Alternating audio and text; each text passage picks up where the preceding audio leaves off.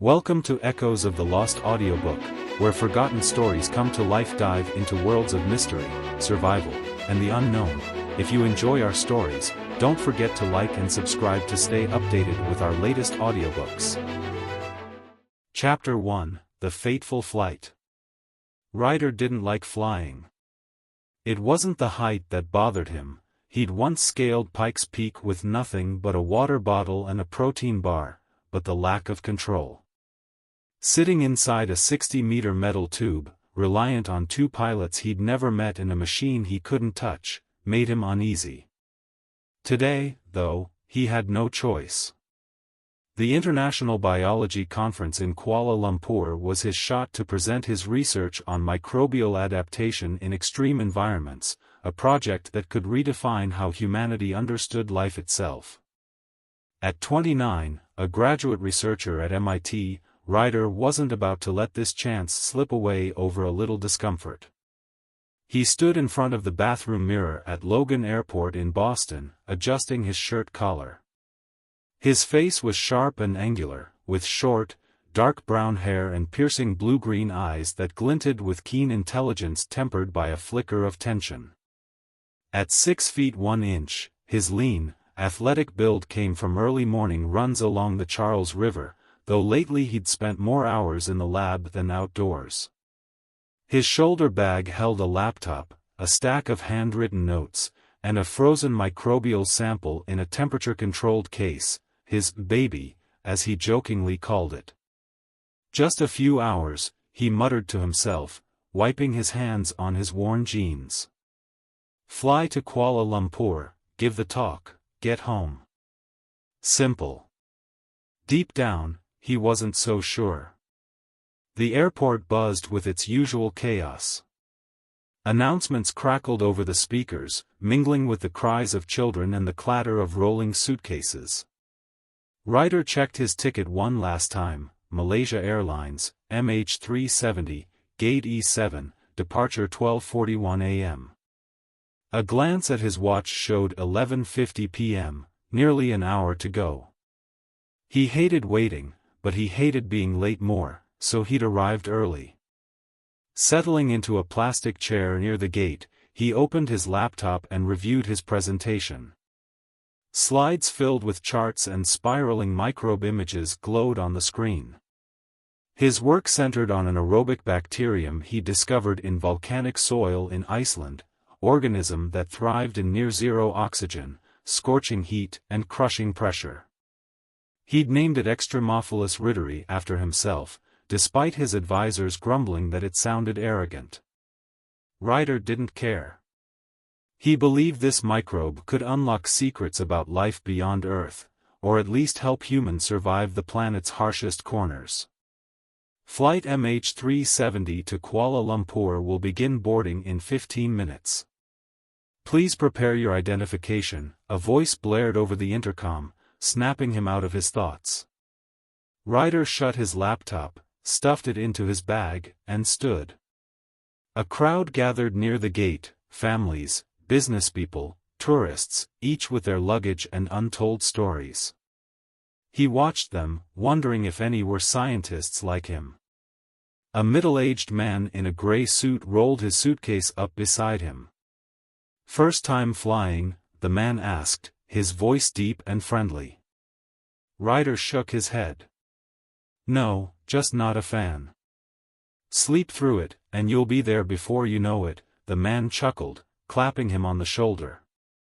Ryder nodded politely but said nothing more. Small talk wasn't his strength. When his turn came, he handed his ticket and passport to the gate agent, a young woman with a tired smile. She scanned them quickly and waved him through. "Seat 17B, enjoy your flight." "Thanks," Ryder replied, stepping past the gate. The Boeing 777 was larger than he'd expected, with twin aisles flanking a middle row of 3 seats. He found row 17, a window seat, stowed his bag overhead, and settled in, buckling his seatbelt. The seat beside him was empty, a rare stroke of luck that made him exhale in relief. He didn't relish the idea of listening to someone ramble about their vacation for 12 hours. The engines roared as the plane taxied toward the runway. Through the window, he watched the airport lights fade into the night. Ryder pulled a small notebook from his jacket pocket and jotted down fresh ideas for his research. He worked best in confined spaces, a habit forged in MIT's cramped labs. A flight attendant in a blue uniform, a Malaysian woman with a calm demeanor, rolled a drink cart down the aisle. "Anything for you?" she asked. "Just water, thanks," Ryder said, taking the plastic cup. He sipped it and returned to his notes. His mind buzzed with the possibility of testing extremophilus rideri in zero gravity. If he could prove it survived in space, NASA might fund him. It was a long shot, but Ryder had never shied away from big dreams. The plane lifted off, shuddering slightly as it left the ground. Through the window, Boston shrank into a constellation of lights. He told himself he'd nap after finishing his notes, but sleep didn't come. Instead, a faint excitement stirred, not about the flight, but about what awaited in Kuala Lumpur. A successful talk could land him a spot in an international lab, a chance to step out from his family's shadow. His father, an engineer, dismissed his science as kid stuff, while his mother fixated on his bachelorhood at 29. This trip could change everything. 2 hours into the flight, the plane leveled off at 35,000 feet. Ryder reclined his seat, closed his eyes, and tried to rest. The engine's steady hum lulled him, but a strange whine sliced through the calm. He snapped his eyes open, scanning the cabin. Other passengers slept, read, or watched movies on their seatback screens, oblivious. The whine returned, louder, paired with a faint tremor underfoot. Ryder sat up, gripping the armrests. He wasn't an aviation expert, but he knew enough physics to sense something was off.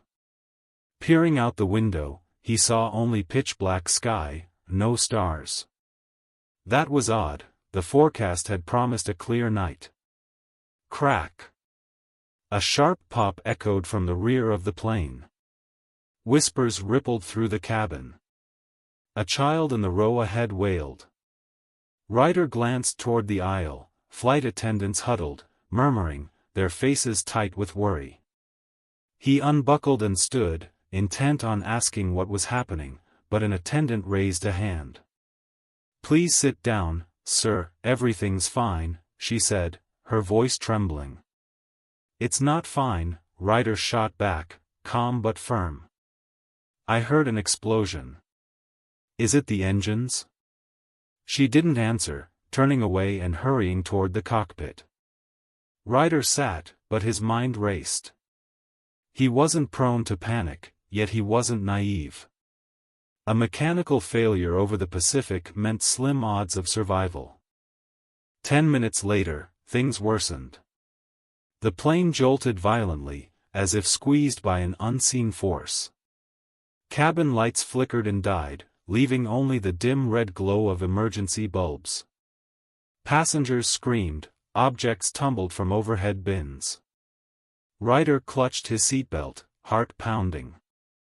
He looked out the window, and froze. The sky wasn't black anymore. Streaks of eerie green light swirled like a cosmic storm. A blinding beam erupted from the horizon, slamming into the plane. Ryder shielded his eyes, but the light pierced through, searing his mind. "What the hell is this?" he yelled, his voice drowned by the plane's roar and the passengers' cries. His body grew heavy, pinned to the seat by an invisible weight. His head spun, memories of the lab, his family, and his microbes flashing like a sped-up film. Then, silence. No engines. No screams. No shaking. Just an absolute void, as if time had stopped. Ryder opened his eyes, but the cabin was gone. Instead, he saw an endless expanse, threaded with glowing lines like the veins of the universe. He didn't know what it was, but his physics knowledge dredged up a term: wormhole. A theoretical anomaly he'd read about in Hawking's books. This couldn't be real. It couldn't. When awareness returned, Ryder wasn't in his seat anymore. He lay on a hard, cold surface, seawater lapping at his ankles.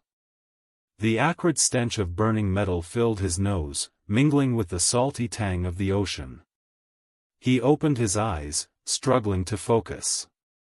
His head throbbed like it had been split open, but he forced himself to sit up. Around him sprawled the wreckage of MH370, broken seats, twisted metal, and bits of luggage floating in shallow water. This wasn't the Pacific. He was in a bizarre desert, its red dunes glowing under a pale sun. In the distance, seawater seeped from a flooded plain, forming strange, shallow pools. Above, the sky blazed blood-red, streaked with black clouds swirling like an impending storm. Ryder staggered to his feet, legs trembling. He scanned for other passengers but found none, just the wreckage and the wind whistling through jagged metal. Then another sound cut through, a low growl, unlike any animal he knew. He spun around, and his heart nearly stopped. 50 meters away, a massive creature lumbered toward him.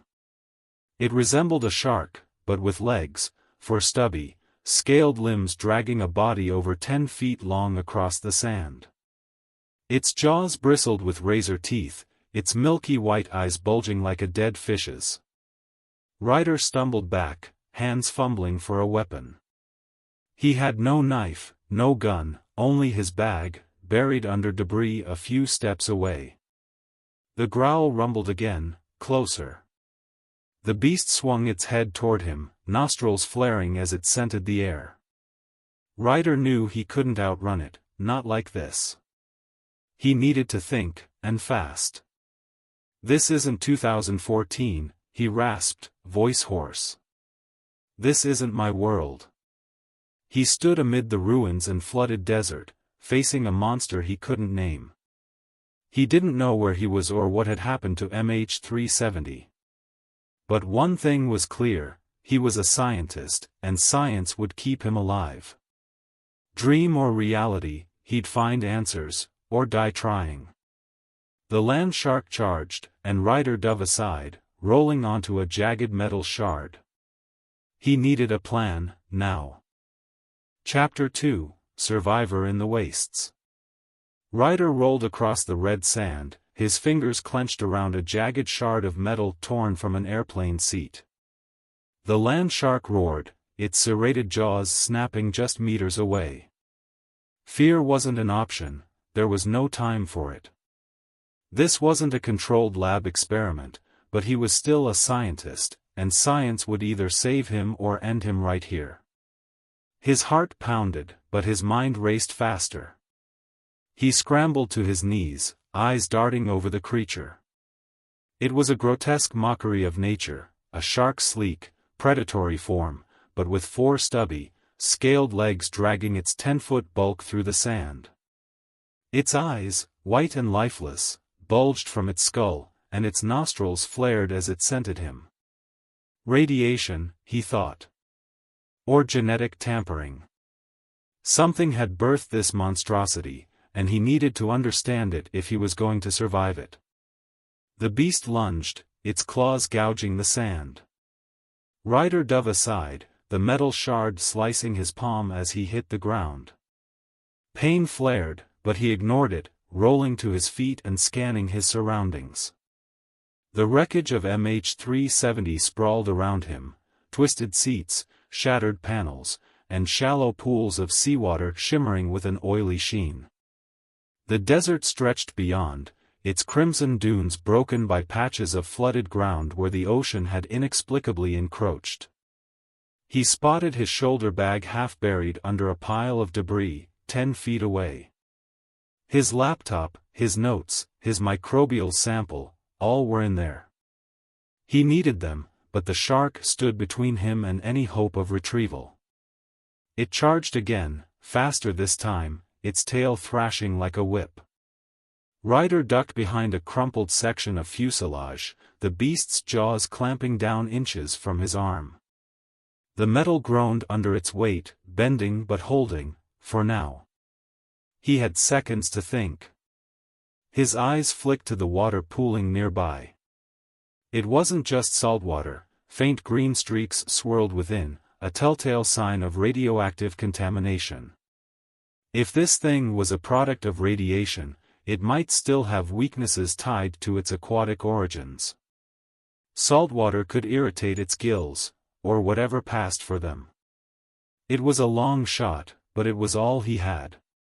Ryder gripped the shard tighter, blood dripping from his hand, and sprinted toward the nearest pool. The shark wheeled around, its claws kicking up sand as it pursued. He reached the water's edge, splashing through the ankle-deep murk, and turned to face it. The creature slowed, its head tilting as if wary of the liquid. Good. He had its attention. With a grunt, he scooped a handful of the glowing water and hurled it at the beast's face. The droplets splashed across its snout, and it recoiled, thrashing violently. A guttural hiss escaped its throat as it pawed at its eyes, blinded or irritated, Ryder couldn't tell which. He didn't wait to find out. Seizing the moment, he lunged forward and drove the metal shard into its side, aiming for the soft flesh beneath its scales. The weapon sank deep, black blood oozing from the wound. The shark bellowed, rearing back, and Ryder stumbled away, panting. It wasn't dead, far from it. The injury only enraged it. But he'd bought time.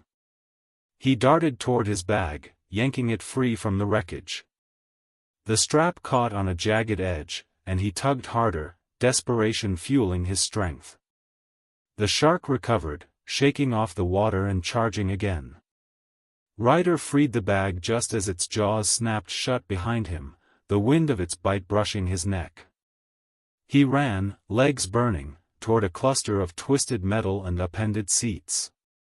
If he could climb high enough, maybe it couldn't reach him. His foot slipped on the wet sand, but he caught himself, hauling his body onto a slanted panel. The shark slammed into the base, rocking the structure. Ryder clung to the edge, his breath ragged. Below, the beast circled, growling, its dead eyes fixed on him. He needed a better plan. The shard had hurt it, but not enough. His mind churned through possibilities. Fire? No fuel, no time. Poison? Nothing in his bag could kill something that size. Sound? He paused. Sharks, normal ones, were sensitive to vibrations. If this thing retained that trait, he could use it. The wreckage was full of loose metal, a loud enough noise might disorient it. He scanned the pile beneath him, spotting a rusted rod dangling from a broken seat. It wasn't much, but it could work. Carefully, he shifted his weight, reaching for the rod while keeping an eye on the shark. His fingers brushed it, just as the creature rammed the panel again. The metal buckled, and Ryder lost his grip, tumbling back to the sand with a grunt. The shark was on him in an instant. He rolled, its claws raking the ground where he'd been. Adrenaline surged, sharpening his focus. He grabbed the rod as he scrambled up, slamming it against a nearby chunk of fuselage. The clang echoed, harsh and piercing. The shark froze, its head twitching. It worked. Ryder struck again, harder, the sound reverberating through the desert. The beast staggered, disoriented, its movements sluggish. He didn't hesitate. Dropping the rod, he bolted for the water, splashing through it to mask his footsteps. The shark thrashed blindly behind him, caught in the cacophony's grip. Ryder reached the far side of the pool, crouching behind a slab of concrete, some remnant of a structure long gone. His chest heaved as he watched the creature stumble, its roars fading into confused snarls. Eventually, it turned and lumbered away, disappearing over a dune. He stayed still, counting his breaths until the silence returned. Only then did he slump against the concrete, exhaustion crashing over him. His hand throbbed, blood seeping through his clenched fingers. He tore a strip from his shirt, wrapping it tightly around the cut. It wasn't perfect, but it would hold. For now, he was alive. That was enough. Ryder stood, shouldering his bag, and took stock of his situation. The wreckage stretched across the sand, a graveyard of twisted steel and shattered lives. He saw no bodies, no sign of the other passengers or crew. Had they been thrown clear? Disintegrated? He didn't know, and the uncertainty gnawed at him. He approached the remains of the plane, stepping over broken seats and scattered luggage. A child's toy, a plush bear, floated in a puddle, its fur stained with that same green-tinged water. He averted his eyes, focusing on his goal. His bag was intact, though the laptop inside was likely fried from the crash, or whatever had happened. He unzipped it, relieved to find the microbial samples case unbroken. The tiny vial of Extremophilus ritteri gleamed in its icy prison. At least something had survived with him. He straightened, gazing out at the desert. The red sand shimmered under a sun too pale for midday, casting long shadows from stunted, twisted plants that dotted the landscape. Their leaves, if you could call them that, were waxy and black, curling inward like claws. Beyond the dunes, the flooded patches reflected the blood-red sky, its swirling clouds heavy with menace. This wasn't Earth as he knew it. The air carried a faint metallic tang, and the horizon shimmered with heat, or radiation. He couldn't tell. His mind raced through hypotheses: a nuclear fallout zone? A terraforming experiment gone wrong? Whatever it wasn't 2014. The wormhole theory lingered, absurd but insistent. If he'd been flung through time or space, he needed evidence, and a way to survive long enough to find it. A faint hum broke his thoughts. He tensed, scanning the dunes. The shark was gone, but something else was out there. The sound grew louder, a rhythmic thudding, like footsteps. He ducked behind a piece of wreckage, peering out. A figure emerged from the haze, moving with purpose. Human, he realized, but armed. The stranger wore a patchwork of leather and metal, a hood shadowing their face. A long, crude weapon, some kind of spear thrower, hung across their back, and a belt of makeshift grenades jangled at their waist. Ryder's pulse quickened. Friend or foe? In this world, he couldn't assume either. Before he could decide, the ground trembled.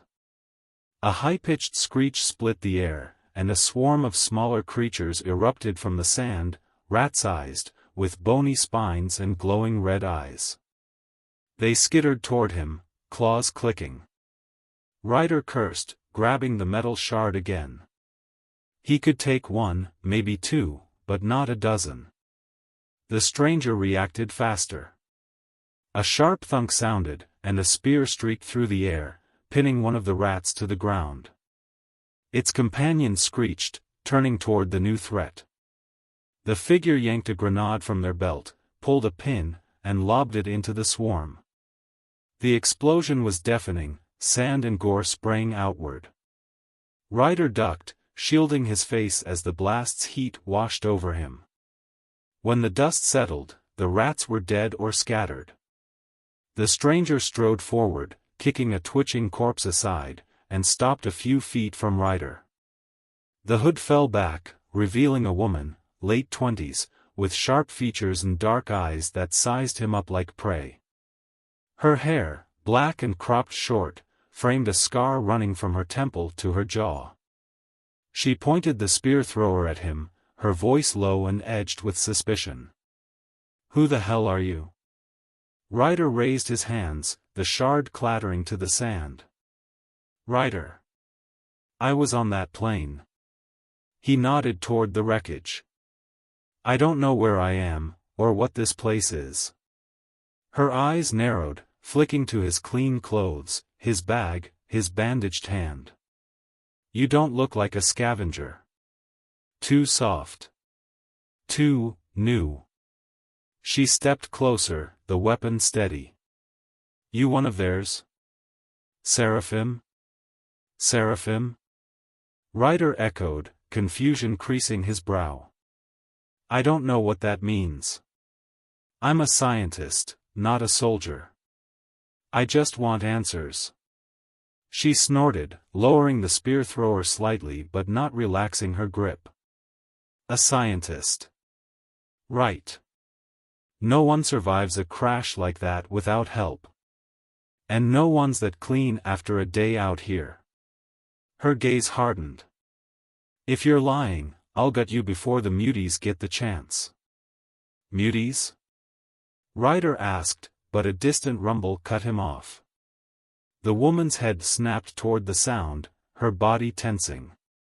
"Damn it," she muttered. "They're early."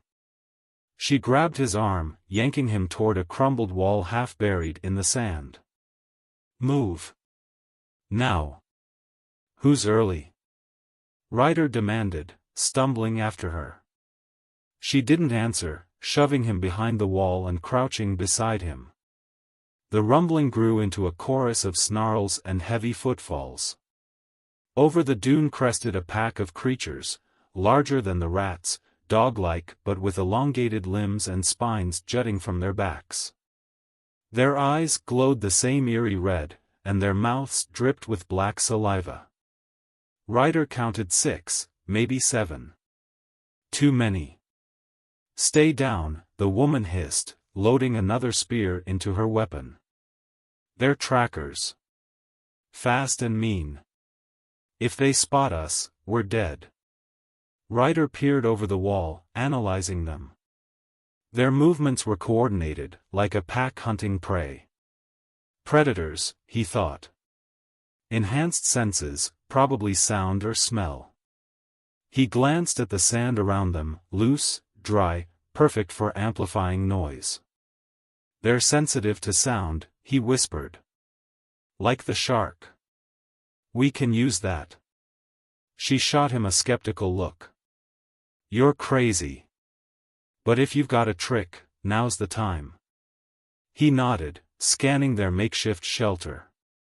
A rusted pipe jutted from the rubble, thin enough to whistle if struck.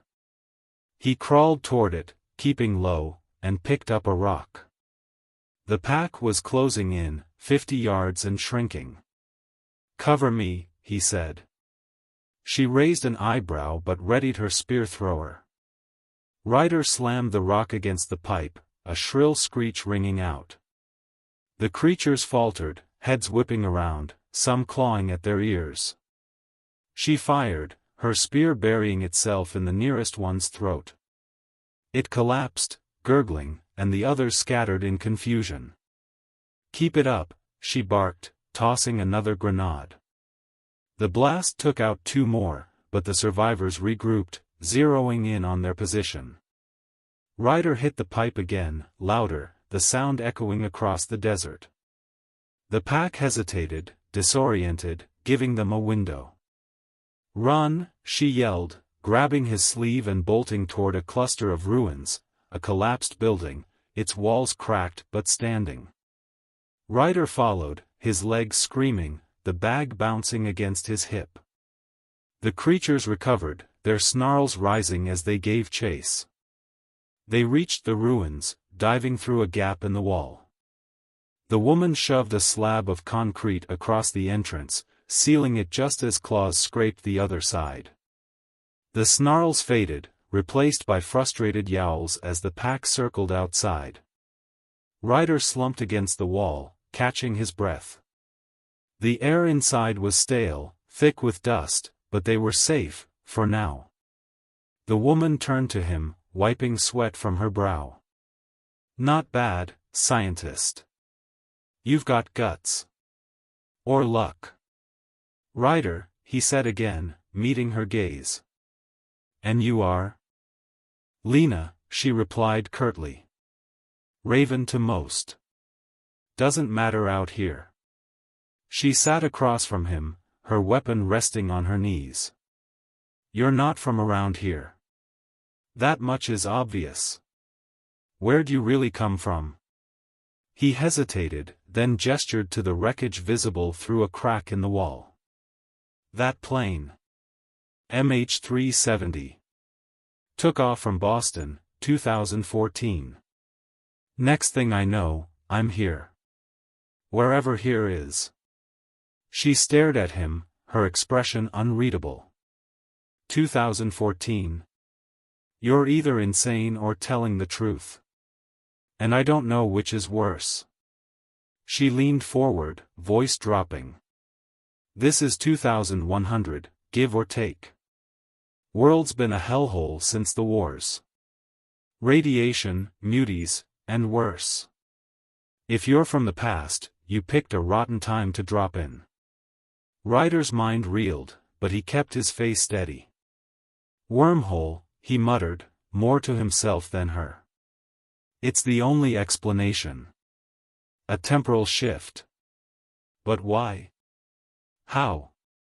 Lena didn't respond, her attention shifting to something on the floor. She brushed away sand, revealing a rusted metal plate etched with a symbol, a broken angel's wing. Her jaw tightened, and she kicked it aside. Forget your whys. You're here now. And if the Seraphim find you, you'll wish you'd stayed in that plane. Seraphim again, Ryder said. Who are they? Trouble, she snapped, cutting him off. That's all you need to know. She stood, checking her gear. We can't stay. Those muties will be back with friends. You stick with me, you might live long enough to figure out your mess. Deal? He nodded, rising. Deal. But his mind was already churning. Seraphim. Radiation. 2100, this wasn't just survival, it was a puzzle, and he intended to solve it. A low rumble echoed outside, closer than before. Lena cursed under her breath, peering through the crack. They're not giving up, she said. Get ready to move. This isn't over. Chuang 3, remnants of the past, Tiang on. Ryder slumped against the cracked wall, his breathing still uneven after their escape from the muties. Lena stood near the gap in the ruins, her eyes locked on the desert outside, her grip tight on the spear thrower. The growls of the creatures had faded, but the air hung heavy, as if the danger had only retreated, not vanished.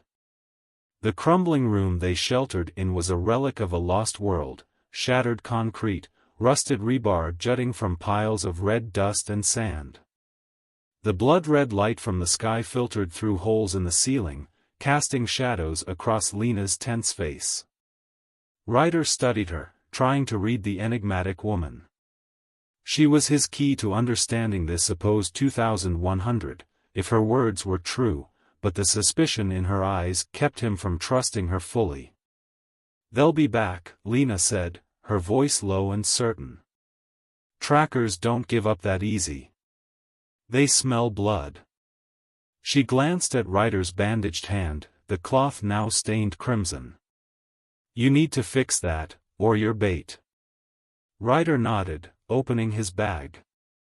He rummaged inside, searching for something to replace the bandage. The laptop was ruined, its screen cracked from the fall, but the microbial sample case remained intact. He set it aside, pulling out a small water bottle and a clean scrap from a spare shirt. No antiseptic, he said, pouring water over the cut to rinse the dried blood. Pain flared, but he gritted his teeth. Got anything useful? Lena watched him, a flicker of surprise crossing her face at his calm demeanor. She unhooked a small pouch from her belt and tossed it to him. Homemade alcohol. Don't ask where it's from. He caught it, unscrewed the cap, and took a whiff. The sharp stench hit his nose, but it'd do the job. He splashed some on the wound, the burning sting making him pause for a second, then wrapped the fresh cloth around it. Thanks, he said, handing the bottle back. Don't thank me yet, Lena replied, turning back to the gap. You've made it this far on luck. When that runs out, you're done. Ryder didn't argue. She was partly right, luck had saved him from the land shark and the mutated rats. But it wasn't just that. His knowledge, biology, physics, had given him an edge. He wasn't planning to rely on chance forever. You said it's 2100, he began, his voice steady. Wars, radiation, muties. I need more. What happened to the world? Lena stayed silent for a moment, as if weighing whether to answer. Finally, she sat across from him, the spear thrower resting on her lap. You really don't know anything, do you? She asked, a hint of disbelief in her tone. World War III. Started about 70 years ago, lasted over a decade. The big nations, yours, mine, threw everything at each other. Nuclear, biological, climate weapons.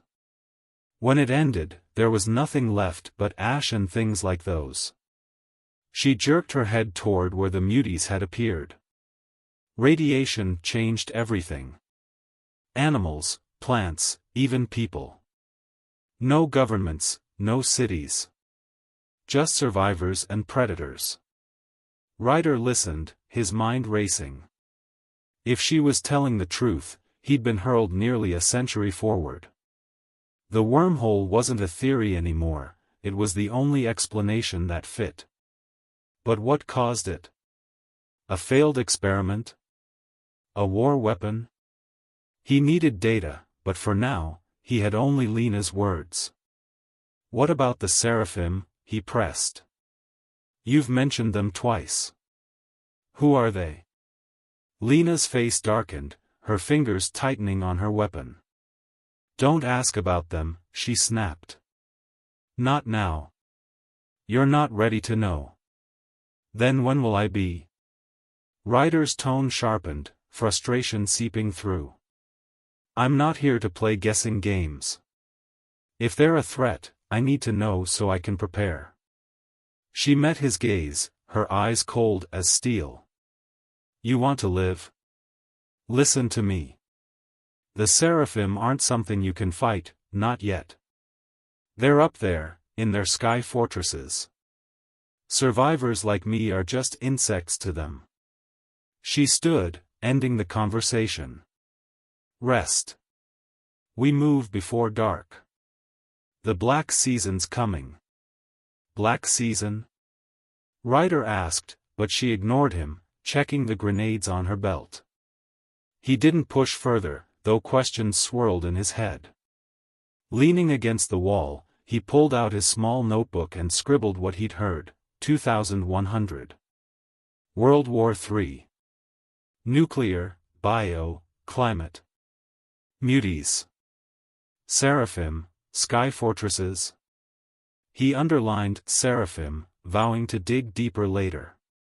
A strange sound echoed from the distance, metal clanging against metal, not the growls of muties. Lena dropped low instantly, signaling him to stay quiet.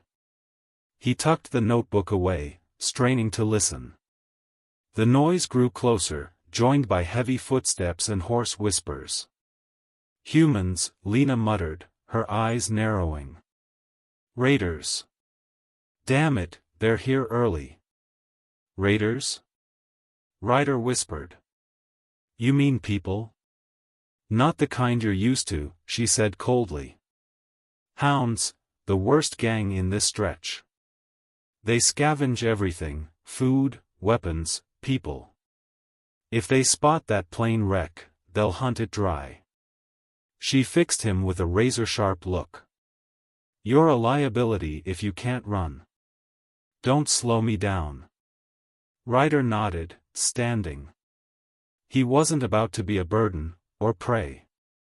The footsteps grew clearer, 5, maybe 6 people, with the clank of metal like weapons or chains. Lena slithered to the gap, peering out. They're east, near the wreck, she whispered. Haven't seen us. But they will. What can we do? Ryder asked, keeping his voice low. Run, Lena said. Or fight. With just us, running smarter. She pointed west, where the ruined wall opened into a narrow exit.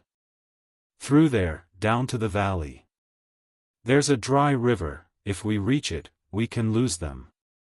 Ryder glanced at the exit, then back at Lena. What if they're faster? Then we die, she said bluntly. Or you use that scientist brain of yours. She didn't wait for a reply, crawling through the gap. Ryder followed, his bag thumping against his back. The space was tight, dusty, but they emerged on the other side, a sloping ridge leading to a valley. Below, a dry riverbed snaked through, its banks lined with jagged rocks and twisted, dead trees. They ran, staying low to avoid detection. The wind howled across the desert, masking some of their noise, but a shout from behind signaled the raiders had found the wreck. Faster. Lena urged, picking up speed. Ryder clenched his jaw, his legs aching but refusing to falter. They plunged into the valley, leaping over broken stones. The riverbed loomed ahead, a cracked, dry trench with high banks offering cover. Lena jumped down first, pulling Ryder after her.